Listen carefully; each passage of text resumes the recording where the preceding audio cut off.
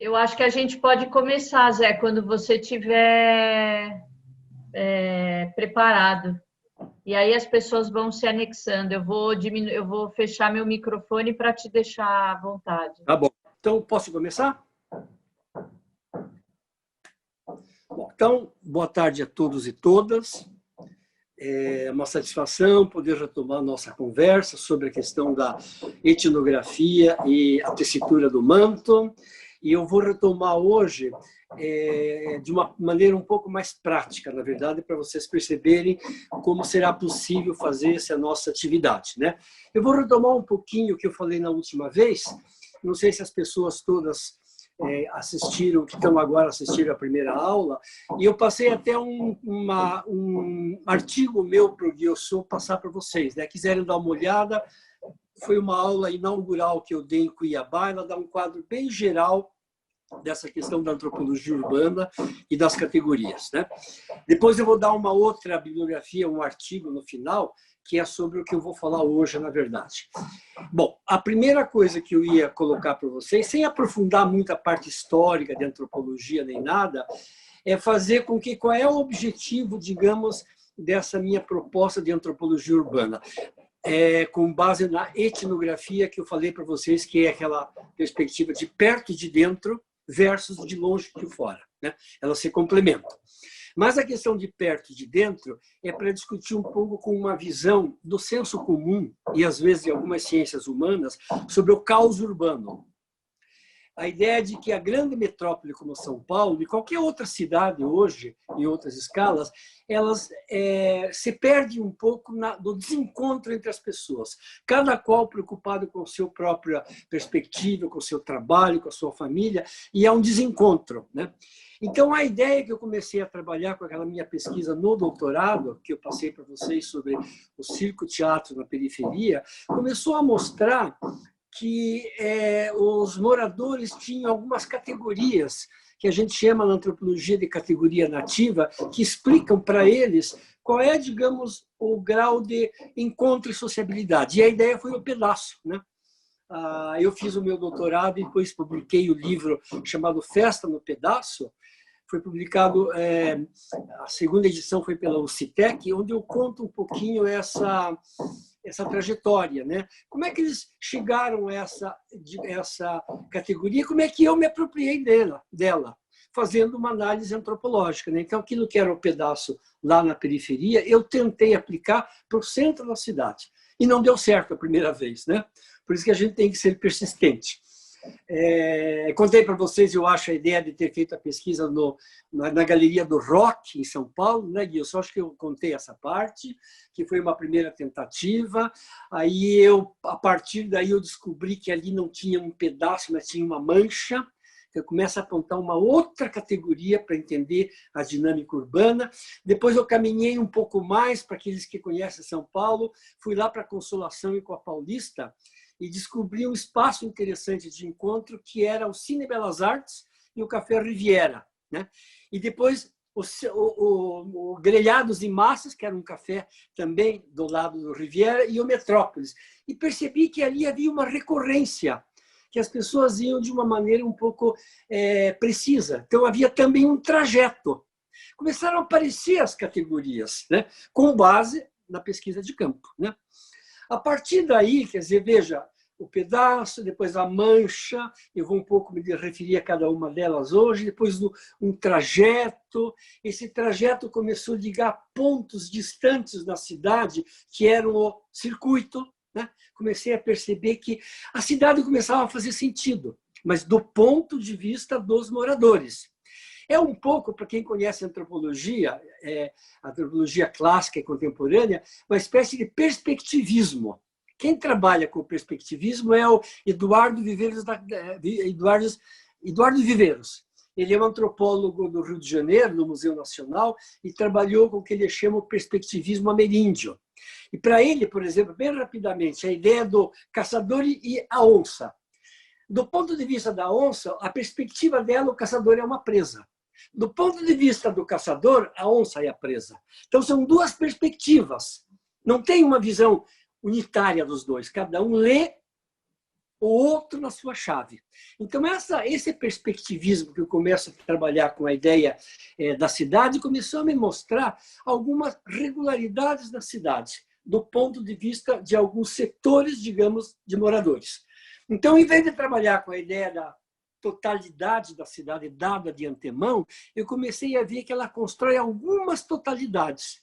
Então, eu vou dar alguns exemplos para a gente ver como é que isso rendeu na minha pesquisa e na pesquisa dos meus alunos, que eu quero, vamos ver, que renda também para o nosso trabalho com o manto, a tessitura do manto, né? Veja, alguns alunos meus começaram a fazer pesquisa e um deles, o Alexandre, trabalhou com os pichadores. Os pichadores da cidade, pichador e grafiteiro, né? Que eram mal vistos, na verdade, principalmente os pichadores eram lidos da perspectiva do poder público como vândalos. E da perspectiva deles, eles estavam se apropriando da cidade, saindo da periferia, indo para o centro e deixando as suas marcas. Marcas um pouco hieroglíficas. Ninguém entendia muito bem o que era aquilo, mas eles entendiam. Eles começaram a escrever na cidade, deixando as marcas dos seus grupos. Então, era preciso entender o ponto de vista deles para saber como eles se apropriaram da cidade. Não estou tomando partido aqui, como antropólogo, se é bom ou ruim, se eles são vândalos ou não são. Eu estou percebendo que eles, como grupo, eles marcam a cidade, leem a cidade e se apropriam dela de uma maneira especial. Vocês vejam que agora está vendo isso por parte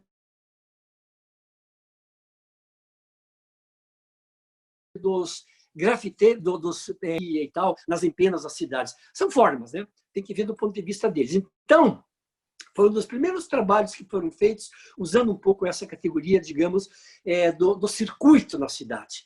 Então, na verdade, a ideia dessas categorias, elas vão, cada uma delas apontando para as outras. Vou dar mais um exemplo de um outro aluno meu que trabalhou com skate.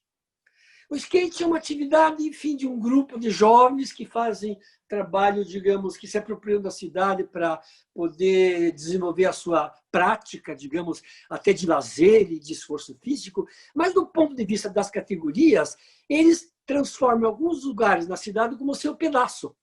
Por exemplo, a Praça Roosevelt. A Praça Roosevelt é apropriada pelos skatistas porque eles acham que os bancos e os corrimões são um bom lugar para demonstrar as suas habilidades, são picos. E não é só a Praça Roosevelt, a Praça Roosevelt é um pedaço, mas eles circulam pela cidade toda descobrindo bons lugares para poder fazer o pico. Do ponto de vista, por exemplo, dos seguranças de banco, eles são vândalos, porque eles usam os corrimões dos bancos para poder usar. Mas do ponto de vista deles, não. Aquilo é um bom lugar para poder exercer a sua atividade. Então, do ponto de vista das categorias, os skatistas têm o seu pedaço, têm os seus trajetos pela cidade, que eles vão descobrindo a cidade, e têm os seus grandes circuitos, que eles sabem muito bem e conversam entre eles. Então, a cidade, lida do ponto de vista da perspectiva, é outra. Mais um exemplo. Esse eu gosto porque foi uma pesquisa que eu fiz com o pessoal com os professores e alunos de linguística da USP, que foi sobre os surdos. Acho que até já contei para vocês, mas eu quero aprofundar porque, de novo, é uma perspectiva de um grupo altamente marginalizado por ser, entre aspas, deficiente, né? Que, no entanto, leem e se apropriam da cidade da sua perspectiva. E que é uma perspectiva, para quem não conhece esse grupo mais profundamente, é uma perspectiva muito estranha, porque os surdos têm orgulho de serem surdos. Aqueles que são militantes dizem: nós temos uma cultura, nós temos uma língua, nós temos uma postura corporal. Vocês, ouvintes, se comunicam através dessa coisa pequenininha que é a boca. Nós, com o corpo todo. Nós fazemos um teatro com o nosso corpo. E aí, se apropriando, eles têm um pedaço deles, eles têm os seus trajetos pela cidade. Eu até contei para vocês da missa que eles têm, né? Porque nós fizemos a pesquisa numa escola chamada Santa Teresinha, que é das Irmãs Camilianas. Elas têm lá uma escola, vamos dizer, uma unidade educacional voltada para os surdos. E lá eu fiz a pesquisa no Dia dos Surdos, né? No Dia dos Surdos, no dia dos Surdos não, na festa junina. E a festa junina era um bom momento para fazer a pesquisa, porque a minha pergunta era: será que festa junina de surdo tem música? Né? Porque festa junina, festa caipira, né? Com música e tal. E aí, veja, o antropólogo vai indo. Eu descobri um pedaço deles, que era eles se reuniam numa rua para se encontrar e tal. Mas, na verdade, lá no Instituto Santa Teresinha, era uma mancha, porque era um grande espaço de lazer que as irmãs tinham lá, que iam os surdos, os pais dos surdos, os amigos dos surdos, os antropólogos, os profissionais. Havia muita gente que não era diretamente surdo. Então, a Mancha é um lugar onde se encontram pessoas que não se conhecem diretamente, mas se reconhecem por um interesse comum. Todo mundo estava interessado em surdo ali.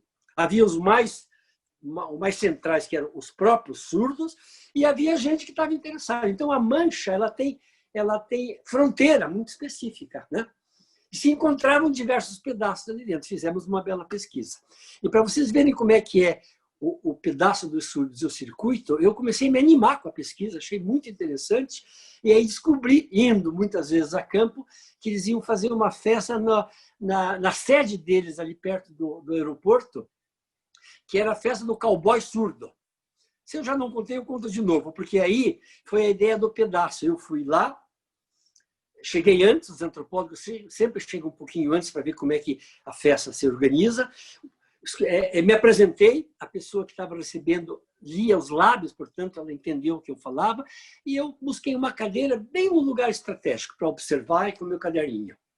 Começaram a chegar os surdos, me cumprimentavam, me olhavam e iam para seus lugares. E foram indo, e a festa começou, e eu ali centrado, e os meus alunos não chegavam. Os alunos chegam tarde, às vezes, né? Não são muito pontuais. Não é o caso aqui nosso, evidentemente. E também o intérprete de língua de sinais, porque eu não conhecia a língua, convidei um para me ajudar, também não chegou. E a festa rolando, e eu ali meio incomodado já, porque as coisas estavam participando. Uma hora eu cheguei e digo, como é que eu faço aqui? Fui na cozinha e comprei uma cerveja. A cerveja também faz parte um pouco da etnografia, né? Aí sentei, tomei, tentei olhar, eles me olhavam e não rolava nada. Eu comecei a ficar desesperado e digo, putz, não é o meu lugar. Resolvi ir embora, porque não estava dando certo. Contrariamente ao que tinha acontecido nos outros. Indo embora para casa, no caminho, eu digo, e agora o que eu faço? Bom, cheguei em casa, fiz o que eu digo para meus alunos fazerem. Sentei no computador e digo o relato de campo. Dia tal, mês tal, casa do surdo, sede da Associação Paulista dos Surdos, dia do cowboy surdo, tal hora, eu cheguei e comecei a descrever, assim, não muito animado, mas tinha que escrever o relato de campo. Chegou uma hora que eu estava escrevendo, deu um insight, como se fosse o Satori. Deu um insight, eu falei, eu me senti mal lá exatamente como o surdo se sente mal no meio dos ouvintes. Olha que coisa interessante. Era o pedaço deles, eu estava fora do pedaço deles. No pedaço deles você fica absolutamente fora. Na Mancha, não. Na Mancha você pode circular. Então, vejo que a ideia, depois eu quero aproveitar essa história da escrita para a gente trabalhar no nosso manto, né? Como é que a gente escreve o relato de campo. Então, essa ideia foi a experiência do pedaço deles, a Mancha onde eu estava bem, e depois o insight etnográfico que eu pude descobrir, que foi uma bela sacada, que foi me dada na hora da escrita, não na hora da experiência. A hora da experiência foi frustrante, mas a etnografia continua na hora de escrever o relato. Bom, esses são alguns exemplos. Bom, tem o exemplo das hortas urbanas também. Eu posso trabalhar com uma horta como sendo um pedaço, as pessoas da vizinhança que vão plantar, as punks, né? Todas aquelas plantas que depois vão servir para a refeição e tal, mas elas conhecem outras hortas e tem trajetos entre elas. E tem o circuito das hortas urbanas. Foi uma dissertação de mestrado de uma aluna minha. Portanto, aquilo que parece uma coisa meio exótica, de classe média, assim, que se interessa por algo tão estranho como sendo punk, de repente, com o olhar da etnografia, eu consigo mostrar que tem um circuito todo. A cidade, lida na chave dos que cultivam as hortas urbanas, é outra. Eles sabem exatamente onde estão as hortas na periferia, no centro, na Avenida Paulista, em todos os lugares. Vejam, então, como eu aciono as categorias, e essas categorias vão me mostrando cidades, que vão se articular, evidentemente. Vocês vão ver que o pessoal das hortas urbanas, certamente tem muita gente que pratica zazen, porque tem alguma coisa em comum, de uma certa sofisticação e delicadeza. A gente vai ver isso depois. Bom, então, isso foi feito com relação à cidade. Agora eu quero mostrar alguns exemplos de como isso serviu para pensar, por exemplo, um outro recorte em Manaus, quando nós estamos a fazer pesquisa com os chamados índios urbanos. Né? A pesquisa foi feita com o Sateré Maué. Nós temos vários artigos sobre isso, livros e tal, mas eu vou contar para vocês de novo a experiência. Do ponto de vista do senso comum, eu acho que até a Miochin já falou isso, a ideia de índio urbano é meio uma excrescência, lugar de índio na aldeia, né?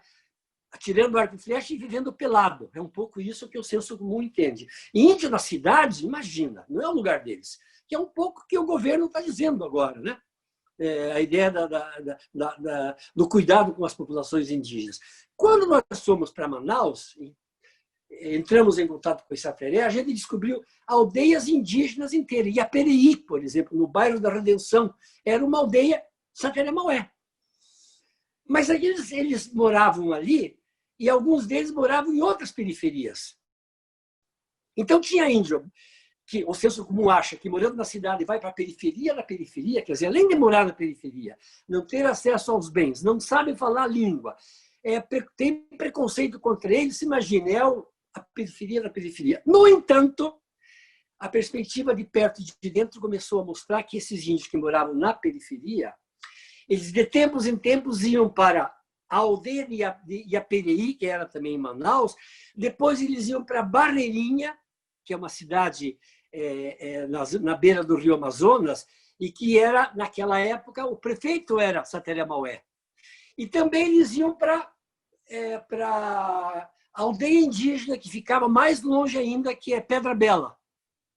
Então, tinha um circuito entre eles, na verdade. Quando, por exemplo, tinha a festa da Tucandeira, que é uma festa característica de Sateré Maué, que é o ritual de passagem da vida dos jovens para a vida adulta, que eles colocam a mão em duas luvas cheias de formiga, e as formigas mordem a mão, e o jovem tem que aguentar cantando aquilo, né? É um ritual de passagem para ver se ele é um guerreiro.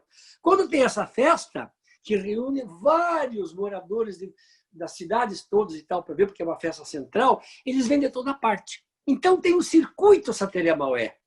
Eles não estão localizados, digamos, na periferia de Manaus. Estão também, mas estão o tempo todo circulando. Veja, o pedaço, o trajeto, o circuito deles.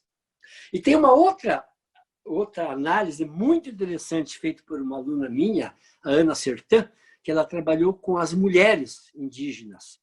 E ela mostrou o circuito das mulheres da cidade de Manaus. São as artesãs. Outra ideia do senso comum: índio faz artesanato para poder sobreviver, né? Então a gente vê índio nas esquinas vendendo colar, bracelete, tal. Digo, é o que eles sabem fazer mesmo e tal. No entanto, com a observação de perto e de dentro, ela começou a entrar em contato com essas mulheres, foi até a casa delas, onde elas construíam o seu artesanato, escutava as conversas enquanto elas estavam trabalhando e cuidando do filho e fazendo a comida. Na verdade, elas estavam conversando a respeito da feitura do artesanato e discutindo estética. Um artesanato feito para vender em São Paulo tinha que conversar com um pouco o que elas achavam que os paulistas queriam ver.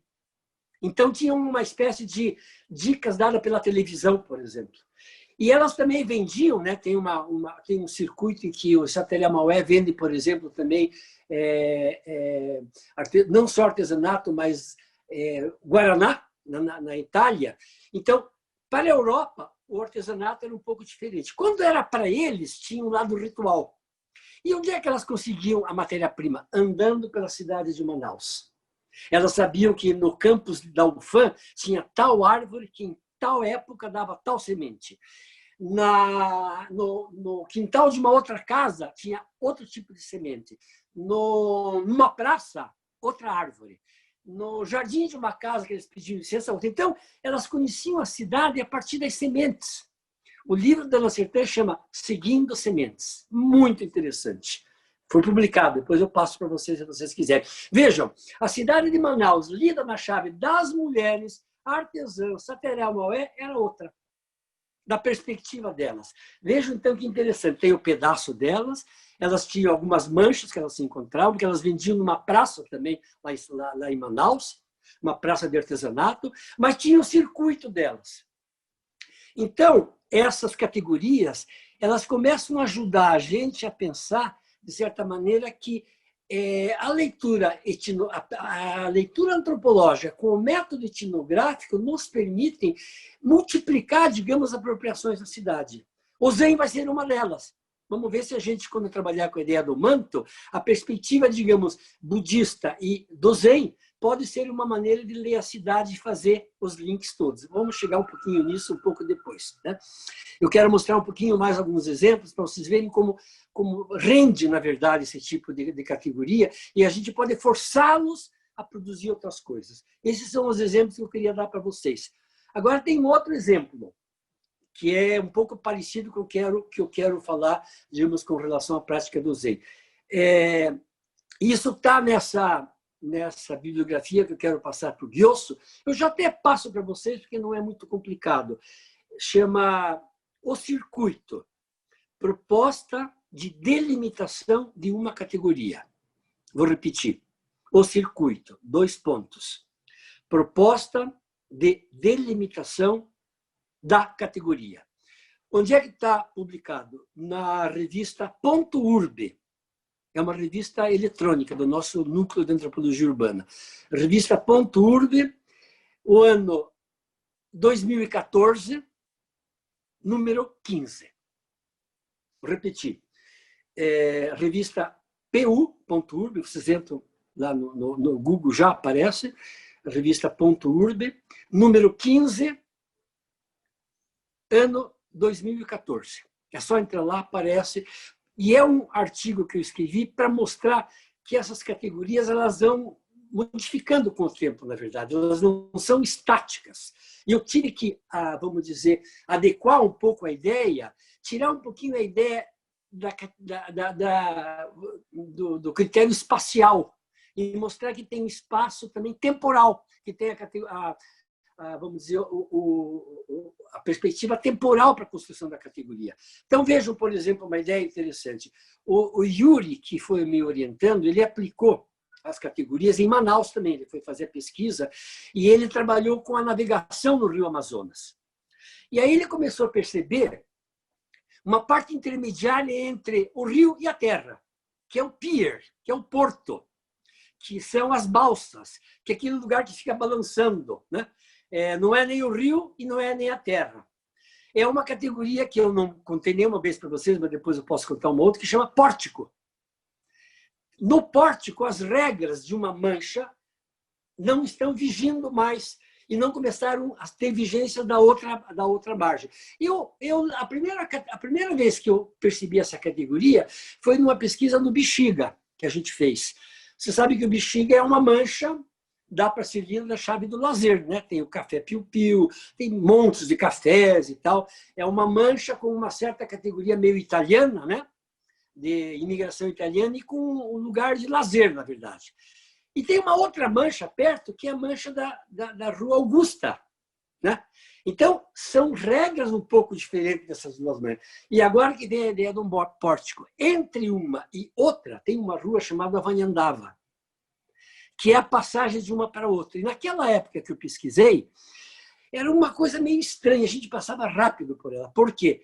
Ela não era nem Bexiga, nem ainda Augusta. E tinha umas coisas esquisitas, quer dizer, do ponto de vista do lazer, né? Veja, de um lado tinha uma sinagoga, e na frente da sinagoga o Ferros Bar.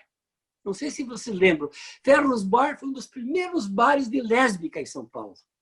Veja que coisa estranha, né? Na frente de uma sinagoga, um bar LGBT. E que não minha mãe casou nessa sinagoga, Zé. Minha mãe casou. Olha só que interessante. Mas ela não tinha nada a ver com o Ferros Bar, né? Não, mas eu depois fui para o Ferros Bar. Tá Fui vendo? conhecer, não é incrível? Tá vendo que Muito interessante? bom. Então, esse lugar aí, inclusive os pórticos são lugares perigosos às vezes. Lugar que tem despacho de macumba, que tem sujeira, que tem morador de rua, porque ele não tem a regra de uma mancha e da outra. A gente passa rápido por eles. É como se não tivesse regra, né? Isso foi a primeira leitura que eu fiz. Agora, veja que interessante. Lá em Manaus, quando o Yuri começou a estudar o pórtico, que é o pier, né, entre o rio e a terra, ele começou a perceber essa ideia, digamos, da passagem. Não é ainda o barco e já não é mais a terra. Como é que a gente vai lá? Ele foi fazer a pesquisa e achou meio esquisito também. Era um lugar que tinha gente que ia dormir lá, morador de rua. Ele foi roubar o celular dele. Tinha gente esperando, segurando as malas para esperar o barco chegar. Então, cada um a sua, na verdade. E ele foi um dia lá e teve que ficar a noite inteira. Daí ele começou a perceber que aquele lugar que para ele era um pórtico, para o morador de rua era um lugar seguro. As pessoas iam dormir lá e tinham o seu pedaço ali dentro do pórtico. As pessoas que iam pegar o barco, elas faziam um grupo e comiam, conversavam, esperavam o barco na boa, protegidos, né? E até para os punguistas e ladrões, que era um pedaço deles. Então, vários pedaços. Durante a noite, durante o dia era aquela barafunda, todo mundo lá esperando ir e tal, que era um lugar bom para fazer o roubo, por exemplo. Agora, durante a noite, não, baixava. Então, eu tinha que entender o pórtico também do ponto de vista da temporalidade. À noite era uma coisa, de dia era outra. No fim de semana era uma coisa, durante a semana era outra. Então, eu incorporei a dimensão temporal para poder perceber que não é uma coisa estática. E desde então, como é que eu comecei depois, nesse artigo, eu vou pensar uma outra prática na cidade que é ligada com religiosidade, que é o candomblé, né? É um bom lugar para fazer trabalho com essas categorias, porque as mães de santo, os filhos de santo, os ogãs, as equedes, todo mundo que faz parte desse universo das práticas afro-brasileiras e religiosas, eles também leem a cidade na sua chave. Os bons lugares para deixar uma oferenda para Iemanjá, por exemplo, não é qualquer lugar. Conforme encruzilhado, você deixa para Exu. Conforme o lugar, você deixa para Omulu. Vai dependendo um pouco dessa leitura. A cidade é lida nessa chave. E aí, como é que ele faz a investigação? O terreiro, ou a casa de santo, é um pedaço deles. As pessoas se conhecem ali. Não precisa ser todo mundo parente morando ali perto. Não, pessoas vêm de vários lugares e é o lugar deles de encontro e todo mundo sabe quem é, por exemplo, o santo de cabeça de um, o juntó de outro, o que a pessoa traz para fazer, digamos, a oferenda, como é que dança. Então, aquele é um pedaço. Só que elas vêm de vários lugares, têm os seus trajetos para chegar lá. E tem alguns que frequentam aquela casa e frequentam outra. A mãe de santo não sabe, às vezes, né? Mas ela tem o seu trajeto para uma outra casa. E, às vezes, vai no candomblé Nagô e vai no terreiro de Umbanda, que também faz parte do circuito. Só que, se eu trabalhar só com o circuito Nagô, eu vou ter um circuito do estado de São Paulo. Se eu pegar Nagô e Ijexá, eu aumento o meu circuito. Se eu pegar Nagô, se eu pegar Ijexá e pegar Umbanda, eu aumento o circuito. Todos eles estão num grande universo de significados. Então, vejam, o circuito pode ser mais estrito, pode ser Zen, o nosso Zen, por exemplo, mas pode ampliar para outras formas de budismo, por exemplo, que a gente amplia a rede. E comunga, de certa maneira, com uma outra perspectiva, não é num certo ecletismo, num certo ecumênico, porque há umas trocas aí, na verdade. De repente, alguém da Sangha Terigada, sem ninguém saber, vai, por exemplo, fazer fazer um ritual, digamos, na Terra Pura, por exemplo. E daí? Por que não? Ele está experimentando, na verdade, né? A gente sai um pouquinho da coisa sectária. Bom, e aí a ideia, digamos, desse circuito todo me permite pensar as práticas das religiões afro, usando o circuito, usando o pórtico, por exemplo, coisa que não pode passar daquele lugar. Circuito, trajeto, mancha, pedaço e circuito. Eu posso ampliar o meu circuito para a Argentina. Tem mãe de santo que tem filho de santo na Argentina, como no nosso caso também, né? Basta ver, digamos, o nosso zazen virtual, né? Para ver quanta gente de fora fazem parte do circuito. E agora, com a pandemia, esse circuito se amplia, de certa maneira, de uma outra maneira. Veja que interessante. E as pessoas se reconhecem, né? Então, eu acho que essas ideias, por exemplo, de trabalhar com essas perspectivas, elas permitem para a gente poder, talvez, ampliar. E eu vou dar um exemplo agora, que talvez possa, que me ocorreu hoje, né? Quando eu estava preparando um pouco essa minha fala, de pensar uma coisa muito interessante, porque eu acho que alguma de vocês, eu não lembro quem foi que falou, uma moça aqui que trabalha com psicologia. Ela perguntou como é que a gente faz para fazer a pesquisa sobre nós mesmos. Quem que foi? Foi a... Não lembro. Bom, fui eu, Carmen. Foi você, isso. Então, lembrando de você, eu pensei numa coisa interessante. Num primeiro momento, nós não vamos fazer etnografia sobre nós mesmos. Assim, eu chegar no zazen e começar a observar durante o zazen, porque isso daí a sensei ia dizer, peraí, o zazen é a hora que a gente... né? Mas aí me ocorreu uma coisa interessante, que é o seguinte, a sangha costuma fazer, vamos dizer, zazen na rua, não é verdade?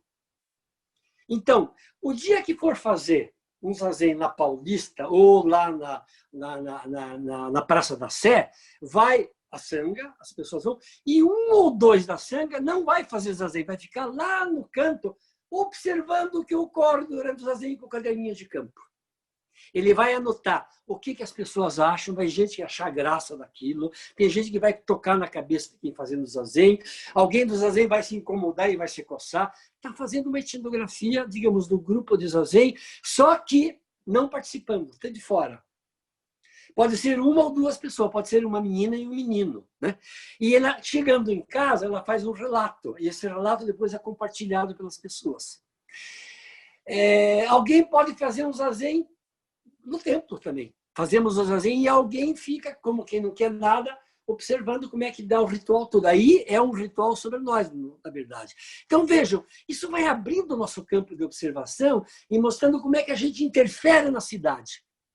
Essa interferência na cidade é uma interferência que o Zen faz. Assim como a Mãe de Santo, quando coloca um despacho numa encruzilhada, ela está modificando. Tem gente que passa e chuta aquilo.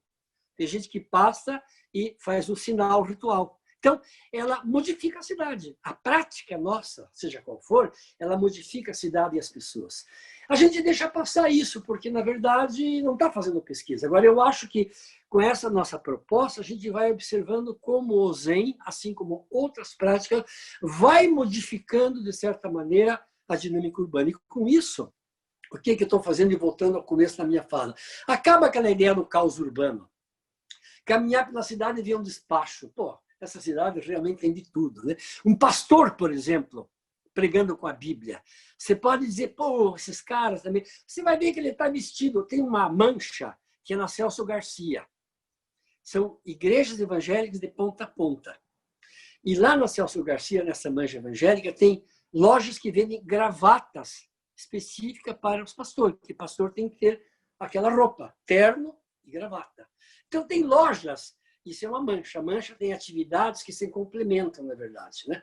Então, a gente vai ver lá, de certa maneira, uma forma como que eles dão a sua marca. Tem uma grande igreja, a Igreja Universal do Reino de Deus, e ao lado dela muitas outras equipamentos que dão conta, digamos, de objetos que são necessários para o culto.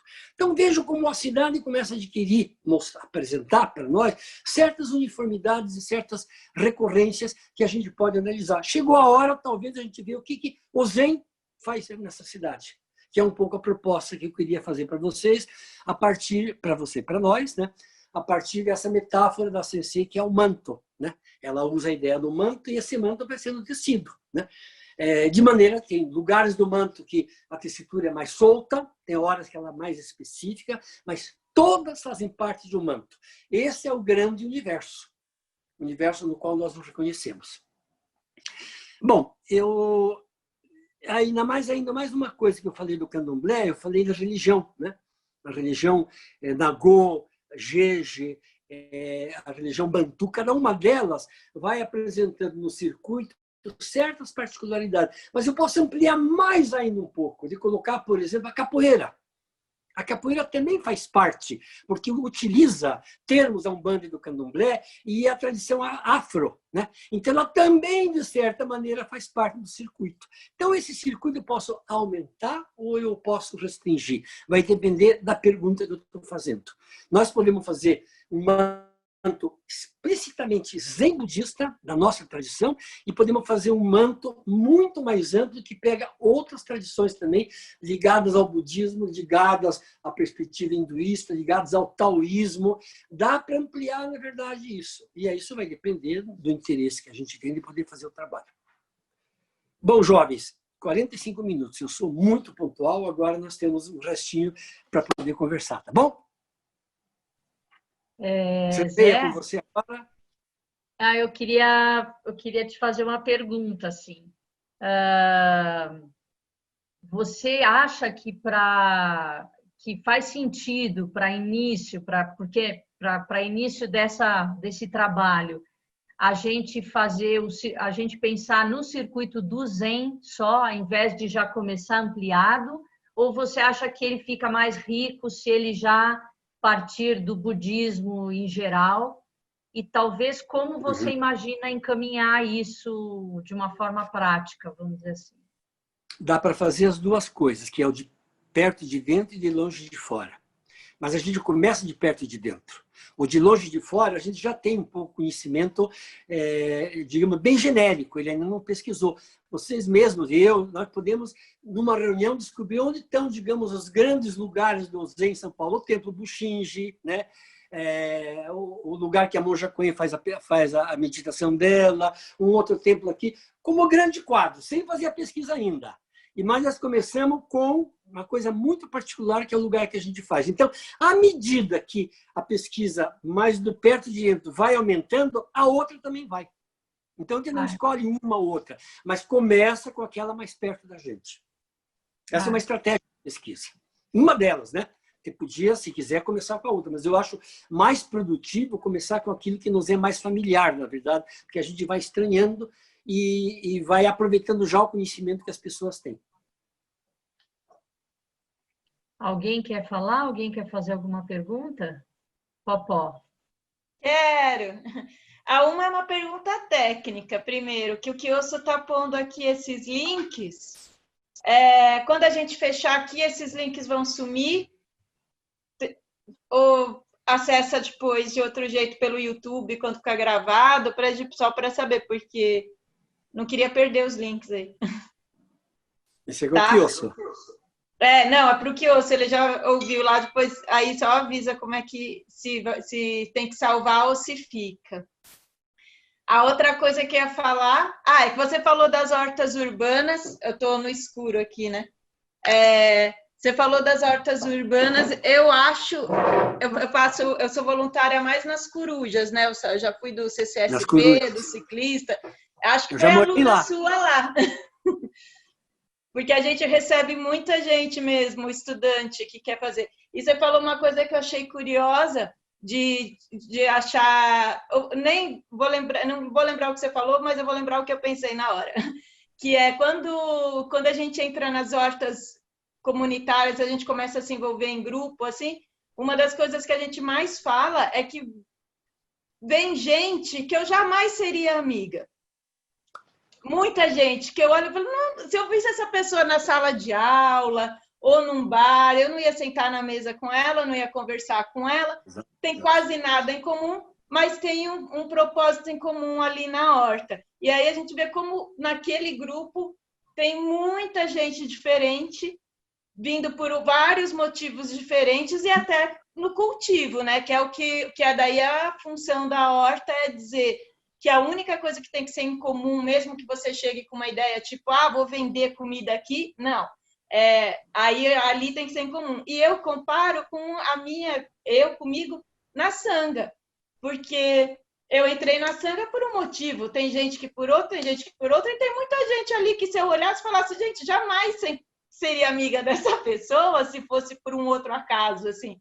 E quando você se vê lá com uma pessoa muito diferente, com outros porquês de estar lá, mas que o propósito tem que ser o mesmo ali. A gente está na sanga por um motivo. Se eu vier com uma ideia, eu vou falar, não, aqui não.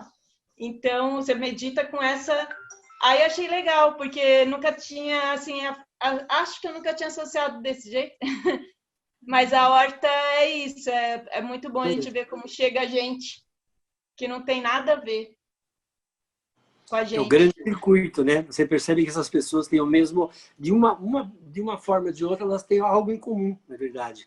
E você mostra que aquilo não é uma coisa exótica de um grupinho e tal, ela é muito ampla, né? E é só a pesquisa que permite ver isso. Sem querer teorizar muito, na verdade, né? Você veja, por exemplo, a Mari, que fez a pesquisa comigo, ela mostrou uma coisa muito interessante. A maneira que você se apropria da horta urbana também, por exemplo, você pode cortar, mas se você arrancar, você está predando. É uma regra. Você pode cortar uma folha, levar para casa, não dizer para ninguém, couve, qualquer coisa. Agora, se você arrancar, isso é predação.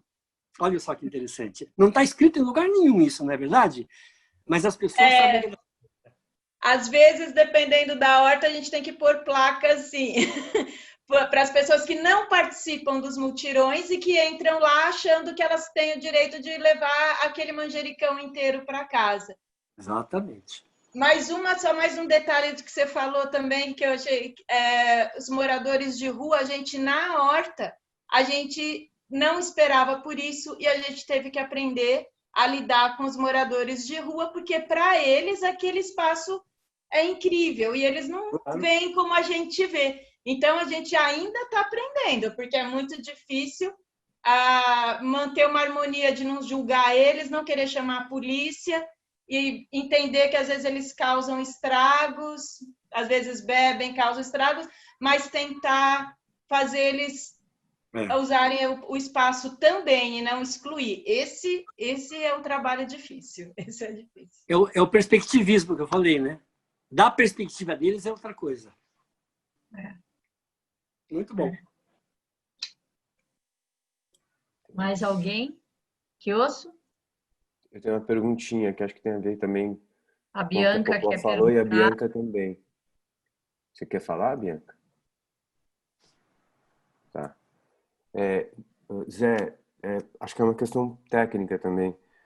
No cinema e no documentário, a gente começa a pensar um filme a partir dos dispositivos, né? E eu atrelei muito os dispositivos à sua fala quando você faz esses recortes, por exemplo, se você criou esse recorte que você chamou de temporalidade, né? Se fosse fazer um documentário, por exemplo, a gente talvez escolhesse o presencial e o virtual, né? Isso. E a partir daí a gente vai traçando possíveis formatos para se fazer as captações, né? Eu queria que você falasse um pouco dessa ferramenta.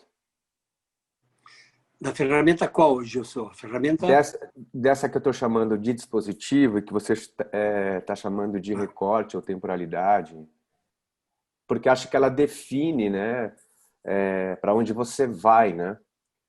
Ela dá a forma, né?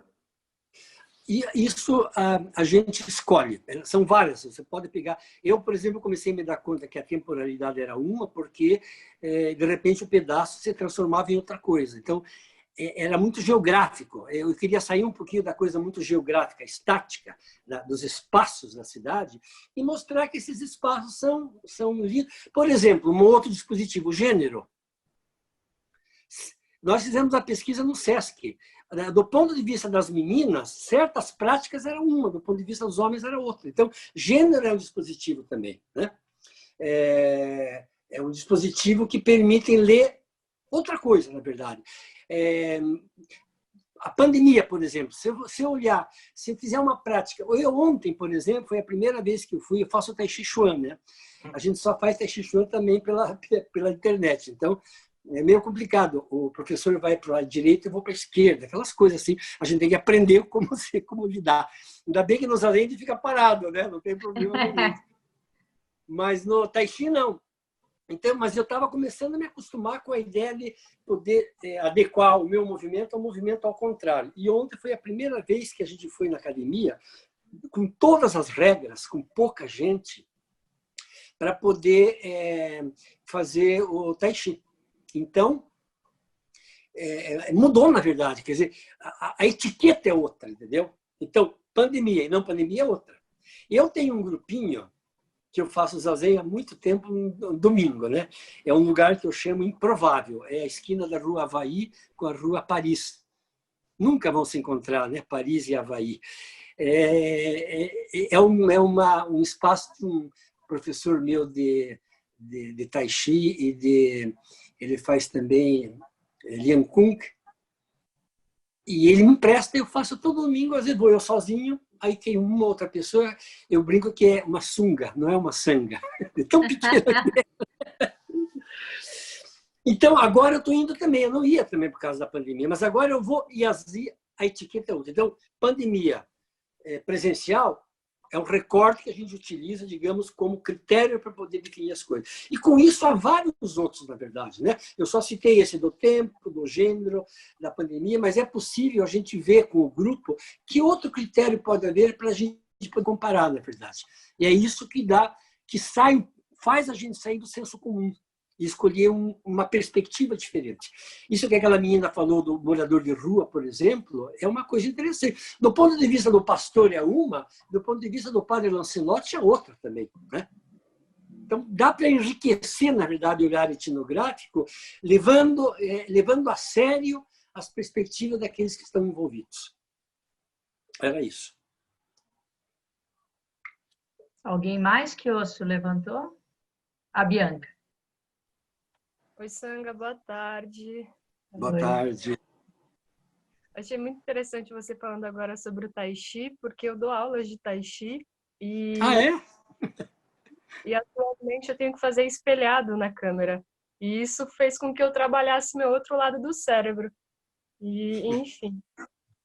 A galera tem bastante dificuldade, também por conta da internet, é uma loucura. Eu até pensei em propor para a Sanga, né? Mas eu estava tanto tentando me readaptar e parece que nunca há uma readaptação que, enfim, se um dia for possível. Mas eu agradeço aí por você compartilhar em relação ao seu trabalho. Eu nunca me apresentei aqui na Sanga, mas eu sou estudante de antropologia da UNILA. Da onde? Da UNILA, da Universidade Integrada. Da UNILA. Da UNILA. Isso. E eu fiquei como esse tempo agora livre, né? Porque no começo do ano eu ia pegar o TCC e não consegui pegar porque a universidade fechou e tudo mais. E eu fiquei como esse tempo para buscar um campo e um projeto e um objeto de trabalho para eu conseguir colocar.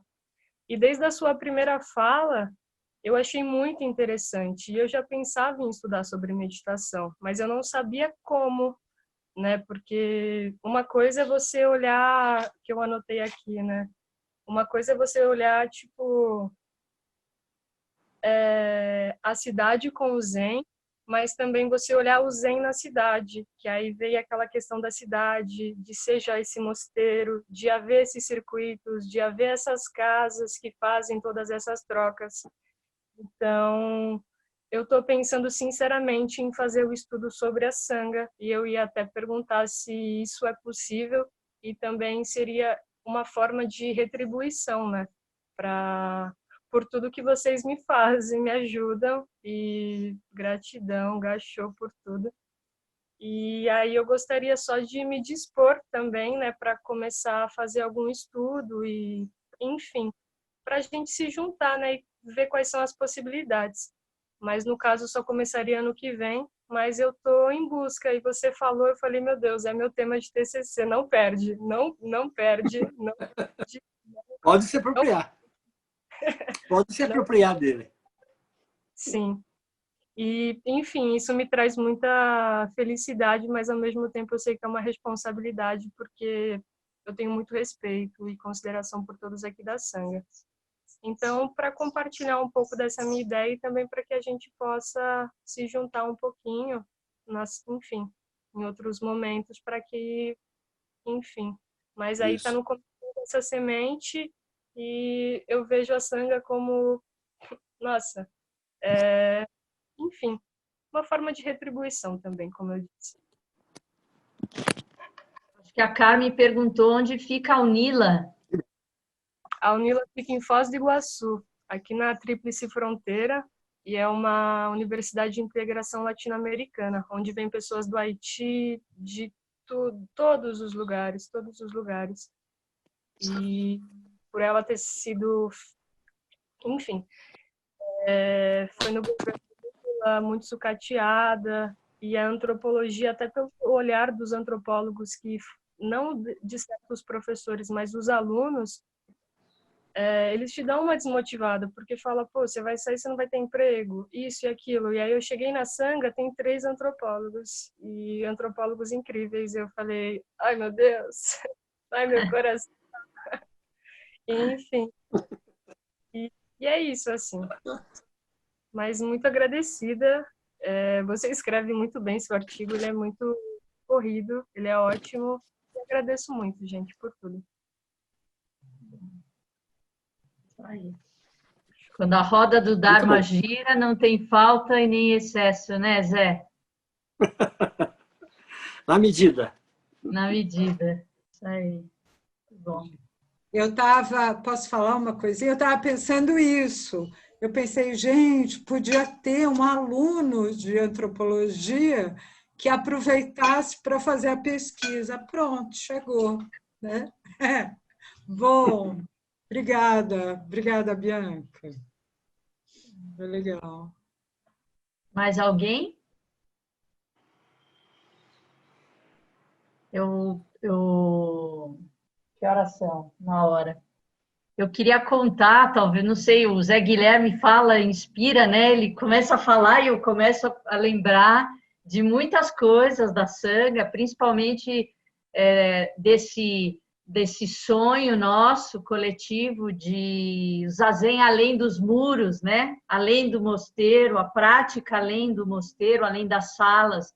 Foi assim que a rua começou, né? O zazen na rua, que já tem 4 anos. E foi assim que os nossos retiros começaram a sair das casas também, quando a gente fez SAMU no Hospital das Clínicas, todo mundo com aqueles paninho branquinho na cabeça, andando pela rua. No primeiro dia, a gente saiu em duplas, decidimos um circuito, um caminho para fazer para os grupos se encontrarem. E no dia seguinte, uma pessoa da rua, morador, veio com uma caixa de luva descartável, porque viu a gente catando com um saquinho de lixo.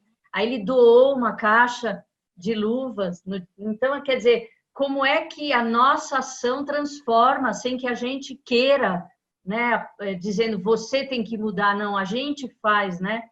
E isso, na rua, a gente teve experiências incríveis, Você falando dessa perspectiva, né? Como a gente tem as perspectivas diferentes para o morador de rua, para um ciclista, o que a gente faz é um assunto completamente diferente. Teve um dia no viaduto do chá que a gente estava sentado em zazen e algumas pessoas vinham de bike para o zazen na rua e não tinham onde amarrar a bike. E a gente sentava em frente à prefeitura ali naquele pátio no viaduto do chá. E aí as pessoas foram deixando as bicicletas no meio. Então, tinha uma hora que tinha umas 5 bicicletas amontoadas e a gente sentado em círculo de frente, porque na rua a gente não senta, não tem parede para sentar em zazen. Então, a gente senta de frente e um cuida das costas do outro, porque você na rua está mais vulnerável, você não sabe quem vem, né? Então, o meu olhar periférico para o centro cuida das costas do outro, e assim por diante. Então, a gente estava olhando para as bicicletas. Quando terminou o zazen, tinha uma pessoa paradinha em pé e falou, desculpe interromper, posso interromper? Tal? A gente já estava meio conversando. Vocês estão fazendo preces para ciclofaixas? Ele achava que as bicicletas no meio, a gente estava pedindo pelas ciclofaixas. Isso dá um relato etnográfico fantástico, Ramon. Não é? Relatos que tem que fazer, né? E tinha, toda vez que a gente ia num lugar, que a gente era itinerante, 4 sexta-feiras em lugares diferentes, mas a gente repetia os lugares num determinado tempo. A gente começou a repetir. Sempre no mesmo lugar, a gente estava em Zazen, passava um morador de rua e fazia assim, bu! Nas costas de alguém. Sabe, para tirar a gente do... E era incrível, assim, porque ninguém mais assustava com ele. Tiveram muitas experiências, assim, que a gente... É legal porque a gente vai poder relembrar, resgatar, mesmo que a gente não esteja podendo fazer, né, o Zazen na rua, nessa época de pandemia ainda, mas a gente tem muita história, são 4 anos sentando... Isso podia ser uma tarefa, né, Baú? De lembrar, digamos, e escrever, na verdade, ter um relato sobre isso. Seria muito legal. Pode ser. Eu tenho muita coisa, assim, da memória. Mas tem que escrever. A Iorim, que sentava sempre na rua, habituê. Tem os habituês da rua. O Roquiô era habituê. Tem um grupinho. E tem o grupinho que chegou pela rua, que só ficava na rua, não vinha sentar na sala, mas que eram praticantes muito profundos da meditação, né? Tinha um que trazia um dicionário, pequeno dicionário da língua portuguesa, e ele sentava no dicionário como um tijolinho de Zazen, porque é um zafu perfeito. Ele preparava e sentava no... Era muito incrível, assim. Enfim, é isso aí. Te agradecer, Zé, e ver se você tem algum encaminhamento. Você comentou com a gente que hoje você vai conversar, talvez, com o Taizen, né? Se você quer propor algum... Isso. A ideia seria a gente ter com a Sangha um grupo pequeno, um grupo que, como essa menina que falou, como é que chama? A Bianca, né? Que esteja interessado em fazer parte de um grupo mais centralizado para organizar pesquisa, e todos os membros da Sangha poderem participar de acordo com o seu interesse. Tem gente que não tem nesse interesse, tem outras coisas para fazer na Sangha, né? Mas eu acho que dá para fazer um núcleozinho, e aí a gente vai ter que se encontrar para poder estabelecer a metodologia, o cronograma, algumas leituras mais específicas e tal, para poder fazer uma coisa sistemática, né? Então, agora precisa conversar com você ou com o Vinícius, né? Como é que a gente pode encaminhar de maneira prática. Porque eu acho que agora, com essas 2 falas minhas, acho que deu para dar um quadro geral, né? A partir de agora, eu acho que o que eu poderia fazer é encaminhar de uma maneira mais específica para um grupo que está interessado em levar esse tipo de trabalho e, de tempos em tempos, comunicar isso para o conjunto para ver quem tem alguma experiência, quem quer participar de uma tarefa ou de outra e tal. Agora tem que fazer a parte prática. Né? Tá ótimo. E então você fica assim, você atualiza a Bianca a partir dessa conversa com o Taizen, e aí a gente pode mandar uma mensagem no grupo, ver quem gostaria de fazer parte mais técnico e quem está disponível. A Sangha toda estaria disponível para apoiar nas ações mais de campo ou mais de memória, né? De memória também. Tá bom. Então, aproveitando para encerrar hoje, eu queria dar parabéns para os professores da Sangha. Zé Guilherme, primeiro, muito obrigada pela tua disponibilidade. A gente tem aí, acho que a Carmen, né, e o Breno, que também professores, né, do caminho aí na vida, professores da vida toda. A Iorim, que também já enveredou por isso, Kiosso também, né? Não estou vendo, não sei se está todo mundo aí, mas, enfim, agradecer a inspiração, né, que os professores despertem, né, porque, de fato, são grande inspiração para a gente continuar, para a gente ampliar nossos horizontes. Então, obrigada. E como eu falei para o Zé Guilherme, todos nós somos bodhisattvas, né, uns dos outros. Então, todos nós somos professores uns dos outros, se assim a gente puder acolher, né, cada um de nós como inspirações também. Obrigada, Zé, mais uma vez. Gachou. Bom dia, até mais tarde. Kioso, obrigada de novo. Obrigado, bom dia. Até breve. Obrigado.